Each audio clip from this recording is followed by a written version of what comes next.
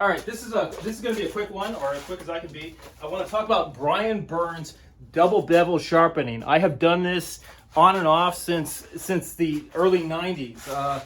When I booked his 1995, probably around then, 1995, I bought his book down at this little fine tool store that was down in Orange County somewhere. I think it was in the city of Orange, actually. It was downtown city of Orange. It's a cute little area in Orange County, and it was a bit of a drive then, but traffic wasn't as bad from where I am up in Los Angeles. And so he had this book, and I don't know if I read about it somewhere, but I looked at it in the thing and talked to the guy at the store maybe, and he was like, "Yeah, it's cool. You should check it out." And it was like $10 or whatever it was, $9.95. And he still sells this. He's still live. Brian has a website. He's a classical and flamenco guitar maker of some repute, but you'd have to be in that world of flamenco luthiers to kind of know who he is. And he's got some great ideas. I want to go up to Northern California sometime and have a sit down with him and talk to him, because he helps people with that. Get a day of coaching with him or something like that on some of his techniques, which are pretty cool. But anyway, he had this idea, and he came on this. I think it happened when he was manufacturing this leatherworking strap cutter, which if you're into leatherworking, you may have even known it. He had a patent on it and everything. Now it's been knocked off and everything. But he was making it out of, I think, curly maple or bird's eye maple or something like that. It was kind of nice looking strap cutter that he was making as a product that he was manufacturing. Because obviously back then, guitars weren't a profitable thing. So he did woodworking, all types of woodworking, Brian did. So he did this, and he found out about back beveling on planes, which is an old technique that you can use to make a more scraping cut with a standard bench plane. Here's a standard one, like this. If you put a back bevel on it, you raise the angle so it functions more like a higher, like York pitch blade or whatever pitch you want, but by doing this. Now, the reason it's not that widely used is because there's not a lot of systematic ways for doing it. And what Brian was doing is he was running it through a planer, and he figured out a way to sharpen his planer knives on a Makita wet wheel grinder to these shallow bevels to back bevel them, and he eliminated the tear out that way, and his reject weight on those leatherworking tools went way down. So of course then he started making money at it. It was doing okay for a while, whatever, until it got knocked off or whatever, he moved on to something else. But also, look, you can do it with, you see, this is the back bevel here, right? And you see how that raises the angle of the front? Because it's that angle at the front that actually does the cutting that determines how much it tears out. And if you know about chip breakers, you know that plays a factor too. So mastering the chip breaker is important if you do hand planing. But the principle, the cutting is the same. You can see it here. It's the cutting principle is the same. It's the presentation of the edge to the work. And it's different I'm not talking about bevel down planes, but you can get the same effect but with a block plane, and he's really into that. He uses a block plane to plane his fine guitars. He uses the Veritas one with the ball tail handle on it, which I was thinking about getting, but they've got another one now, which I might get instead of that. That is Veritas #1 low angle plane. I'm not a fan of low angle planes, but I think with Brian's technique, I think that might be something I like. So here's his whole system. I built it. This is my second box I built because the first one looked like hell. But and when I got into this, these diamond plates, they're really expensive. They're cheap now. You can get all these off brands and stuff. I think this one is still in get whatever you want. You see how much life you get out of them. They can get filled up with debris and stuff like that, and you think, oh, it's wearing out and stuff like that. Not necessarily. You scrub them with like Simple Green or something like that, and it'll liven them right up sometimes. All right, so that's a tip. And here's my King. No, it's a Norton 3x8 water stone. And again, this was an expensive stone for me back in the day. But I went into his system and I spent a few $100, $200, $300, whatever, to get into it because I wanted to get those results that he was promising. And I was really into it for a while, and then I got out of the habit and wasn't doing as much hand planing. So this is a coarse one. I just had a medium one. I have a medium one around. But anyway, they're the same size and thickness, so it doesn't matter. They go in this box. And I'll show you what the box looks like. The box has adjustable, here's a clamping device. The box has adjustable, it's got debris in there, has adjustable height screws. So I put the two diamond plates, I switch them off on the left side. They're fine for that, doesn't matter. And the water stone goes on the right. And an advantage here of this system is you don't have your jig riding on the surface of the water stone. And this is with the old General 810 jig. Brian now sells his own jig, which is probably better, but it costs more. You can find these on eBay for like, I don't know, $20 or something like that. I bought a new one. It was still being made. but it works fine, but his is probably better. And what you can do is you can use this jig, right, with a normal plane to get normal results, like, you know, whatever your angle is. See, like you can use it like a normal sharpening jig like this or whatever. See how that works? That's just kind of a normal angle for planing. And you can do that with Brian's system for sure.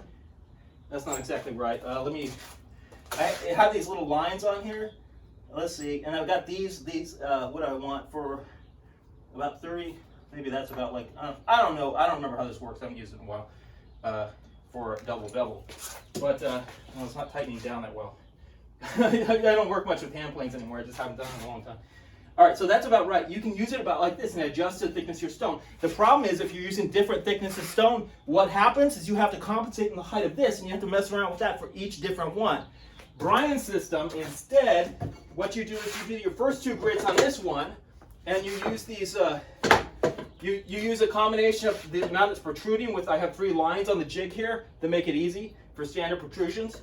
And I just do it like that, right? And that's perfect, right? So I grind it diamond coarse, diamond fine, whatever that is, up to diamond fine is, I don't know, 1,000, 1,200 grit. Coarse is like, I don't know, 400 or something. And then I move on to the water stone, which I'm not going to get wet because it takes a few minutes to get it all soaked, right? And then you move over to this, and the water stone is actually a tiny bit higher. It's actually a tiny bit higher, so it moves up and it does a tiny little micro bevel on it. The way I have it set up, and it's excellent. And because of the stability of it, you can really bear down and you can work fast. You can really grind that, and because it's not, you don't have wheels riding on this at all, you can move it around, and the danger of gouging up your water stone is very low, and they seldom require flattening if you do all your sharpening this way. Like, I don't know, I've only flattened it like twice and probably didn't really need it. But I probably just did it to get the stuff off of it, the glazing off. And I have an Agura stone too that I use it to clean it. So you should get one of those too if you use water stone. All right, so this is interesting. And if you want to do a back bevel, what you do is you have to change the, he's got all the settings here on this thing that I clipped out and laminated out of his book. If you want to do the back bevel, you stick it way out here like this. I'll show you, I got the line right here. You know, it's kind of precarious. You wouldn't normally do this with a plane, right? And maybe you can back bevel with the thing, but there's a lot of screwing of this involved. But with his system, instead, you can back bevel. How does that work? You can back bevel. Oh, you get it up to a 1/2 inch. You get this up to 1/2 inch for. See how that works? 1/2 inch for those really shallow angles. And let's see what I get. Since I haven't, like I said, I haven't back beveled in a long time, right? That's pretty shallow, and I get. And what's the angle? And here I can get a really minimal angle. Here, I'm going to turn this sideways so I don't have to move the camera. All right, I'm going to turn this sideways. See how shallow that angle is? That's whatever that angle is. The minimum angle is about 5 degrees. So Brian had this all figured out, so you can go between 5 degrees and about 40 degrees in this system, maybe even steeper than 40 degrees, but you wouldn't normally do that, right? So you do the one side normally, and then you put that back bevel on it, and you turn like what's a standard plane iron?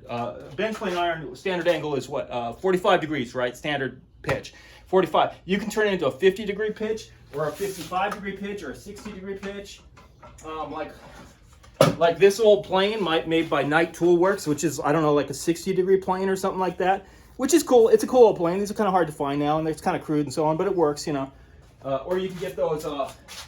You can get those things from Lie-Nielsen, those 50-degree and 55-degree frogs, maybe 60-degree frogs for some of their finer, smoother planes and stuff.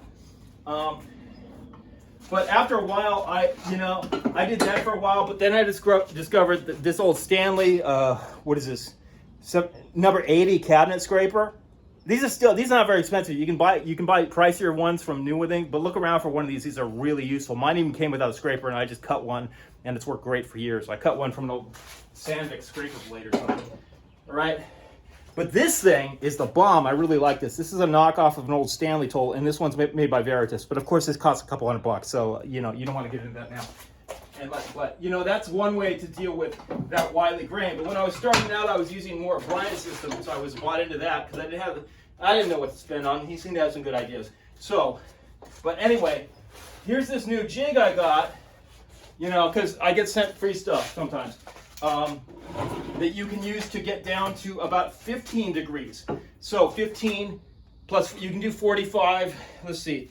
All right, look at this alignment jig. It's pretty heavy duty actually. It's one of those Asian things. So it's only like 35 bucks or something. So it's a lot for the money. This one's 45 and it goes as low as 15 degrees. It won't go any shallower. But what's cool about this one, and I haven't really figured it out yet, but it looks like in some situations it's not riding on the it's not going to be riding on the I got it backwards. Okay. On the stump. Well, I can do the back bevel, the 15-degree back bevel, and show you that. All right. So even if you don't want to go whole hog on Brian's system, if you just want to put that 15-degree back bevel on either you want to put those angles on either your low angle planes, which this can do that with a 45 or 40 degree angle on your low angle planes on the front, or you can back bevel at 15 degrees with this if you want, and maybe you can and look if you have, no, this one won't work with this stone, see?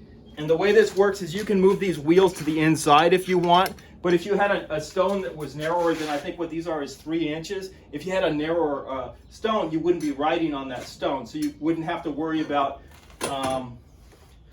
you know, making a level mounting or whatever you have to do to use this. So this is different solutions. Brian figured out a solution, it worked for me, and I'll put his website in the description so you can check it out. So these are things you might want to check out, and I'll put a link to this as I just got it to review, and I'm going to say nice things about it because it seems to be well made, and it's got some versatility I haven't seen in these things before, which is why I've stuck with Brian's system all these years, because it's fast, it doesn't gouge up your stones, and it has great range of what it can do and great precision. All right, thanks for watching. I hope you learned something.